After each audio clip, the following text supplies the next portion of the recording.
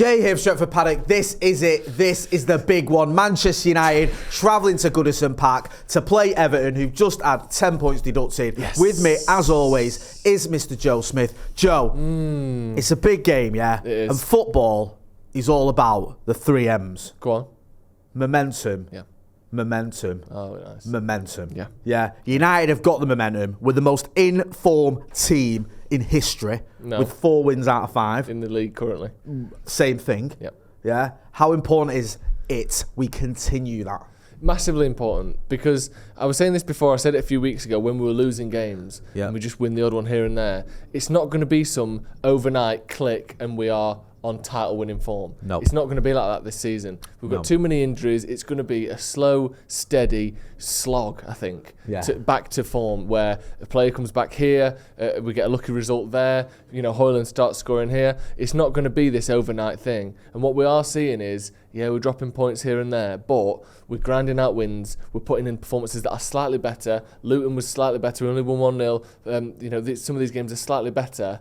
And then eventually we can start picking up some momentum and some steam. And then, like I said, you get a bit of luck thrown in the mix as well. And that's when things start turning around. But we just have to keep plugging away, because it's not going to be swashbuckling amazing football overnight. But things are moving in the right direction for once. Just on that front as well, they are moving in the right direction, you're right. Yeah. This game against Everton, it is a winnable game. Listen, we know Everton have been in a good bit of form as well. Obviously, they've had the 10 points deducted. We don't know how that's going to affect them. Is it going to be a galvanising effect? Is it going to be deflating? We've got a few quotes in a minute that I'll get to. But this comes at a time when United have got a run of quite tricky fixtures. Yeah. We've got Everton away, we've got Galatasaray away, we've got Newcastle away. You've got Chelsea at home, who look like they've got their act together a little bit. Yeah. You've got Bournemouth at home, which is one you think is a lot more winnable. Then you've got Bayern Munich. Then you've got the Scousers away. Then you've got West Ham away. Oh. I mean, then it's Villa as well. Villa at home, and then Forest away, I think, rounds it up to the new year. I mean, these are the sort of games where you go, okay, Everton away, this is one out of the next sort of 10 where you go, that is one of the easier ones. Yeah, we need this as a stepping stone. Like I said, just keep building momentum, keep building a bit of confidence. Small wins here, small wins there. Let's get a win away at Galatasaray, maybe a draw at Newcastle, beat Chelsea. Then all of a sudden, you're 3 or 4 points off top 4 and you've actually only lost 1 of your last 6. It starts sort of turning in the right direction then. Now, scoring goals has been a problem. Yeah. I mean, defensively, we haven't been great either, but there are some sort of positive shoots coming from the defence in the sense that Luke Shaw looks like he's coming back. Yep. Martinez, I mean, he was spotted at Carrington. It's still going to be a little while till he comes back, but the very fact you are going to get him back is, and he's not a million miles away, is a positive one. Harry Maguire's form's been quite good. We've seen some good football from Aaron Wan-Bissaka as well.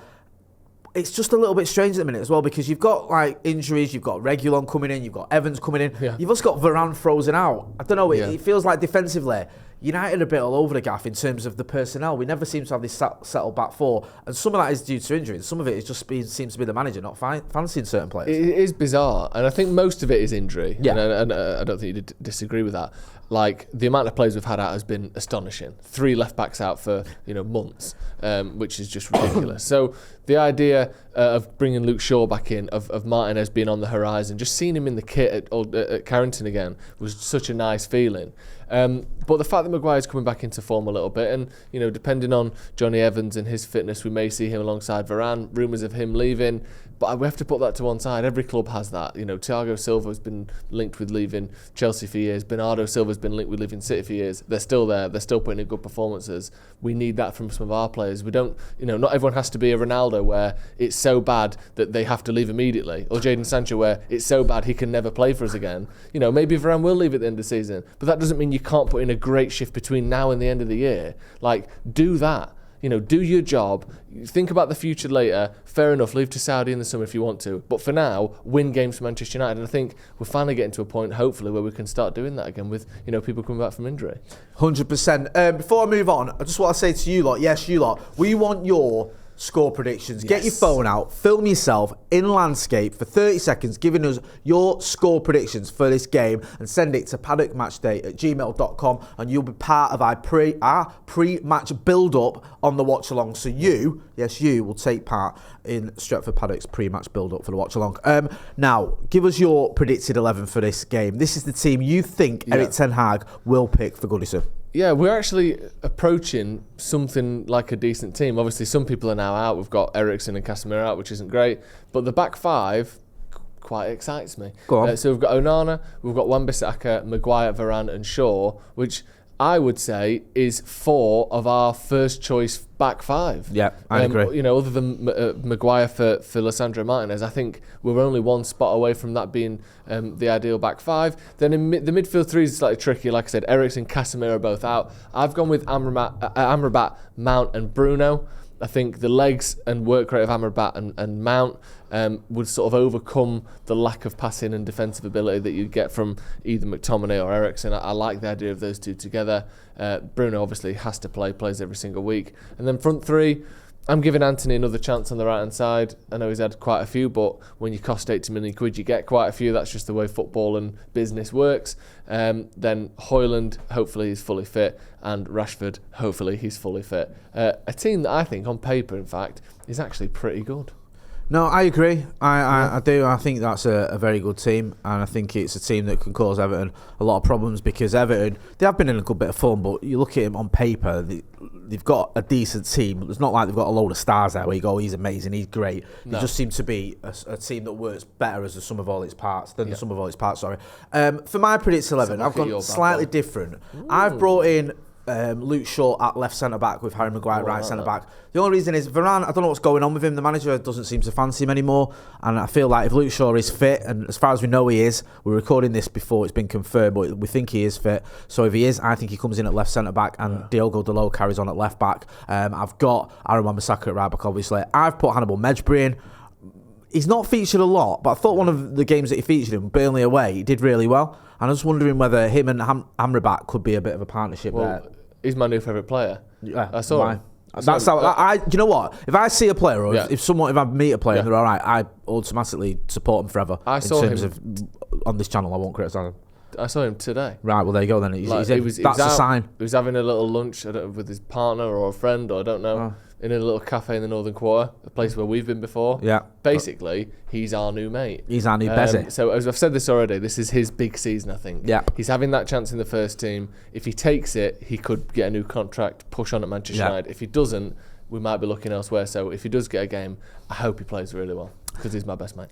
Good lad. I've also got Bruno in midfield. My front 3, right? This is just based on the fact that Højlund, there's been these murmurings that he's fit, but he's not 100% or whatever. Yeah. If he is 100% fit, I expect him to start. But if he's not, I think for this game, he might go with Anthony Martial, purely because, A, you don't want to risk Rasmus Højlund with this run of fixtures you've got coming up, some of which are a lot tougher than Everton. Also, Martial's record against Everton is pretty phenomenal. Yeah, I mean, he's got a really good record against them. So I think if you are going to play Anthony Martial, this would be the game to do it. And I've gone with Mason Mount on the right, Rashford on the left. Yeah, the reason I've gone with Mason Mount, I think he can play on the right.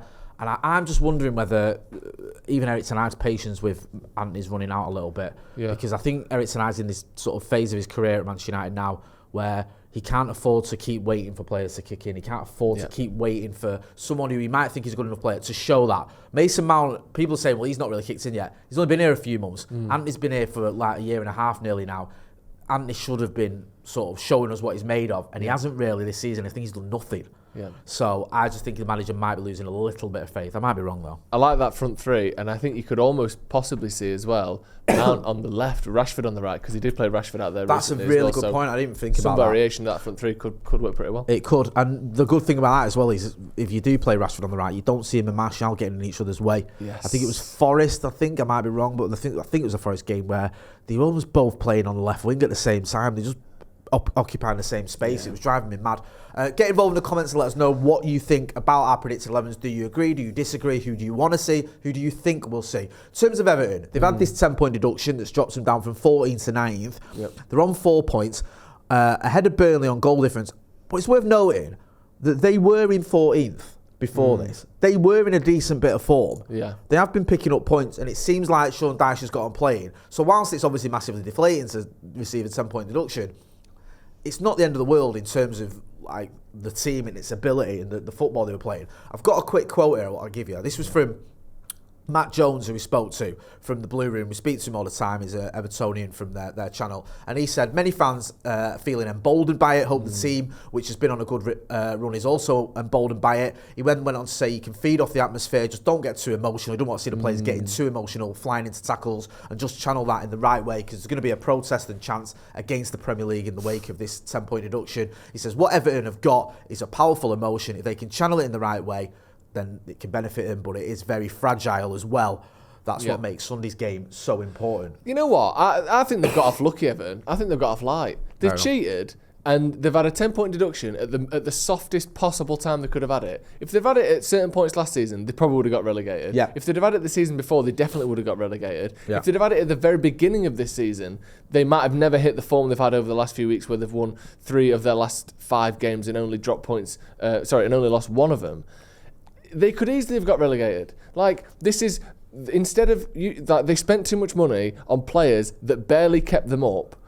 So so the option was either maybe a relegation or a 10-point points deduction. They've got the easy one. I can see point of view. I mean, I've been chatting to a few Evertonians recently. So you've been. So I'm a little bit like bought by him, mate. And we've joined into that thing of, our enemy's enemy is our friend sort of thing, where they hate the Scousers, and then now they hate City as well, because City haven't been punished. So we were having a bit of a sort of a rant together about the teams that we hate a lot more than each other. But I do understand your point. Everton, just going into their form, of the last 5 fixtures, they've won 3 of them, drawn 1 and lost 1. So that's quite decent. That loss coming against Liverpool as well, and they always lose to Liverpool. With all that being said, give us your score prediction. I think it's going to be too much for him. All this emotion, all this excitement. I think United go there, get a win, get another clean sheet. I'm going to go 2-0. 2-0 to Manchester United. I'm going to go 1-0 Manchester United. Let us know your score predictions. Like I said, get your phone out, film yourself, send it to paddockmatchday@gmail.com. That's been Joe Smith. I've been Jay Motti. This has been the Everton preview. Don't forget to hit like, share and subscribe. And don't forget to check us out on the 28th of December, where we're coming to Dublin for a live show with Wes Brown. Thanks for watching.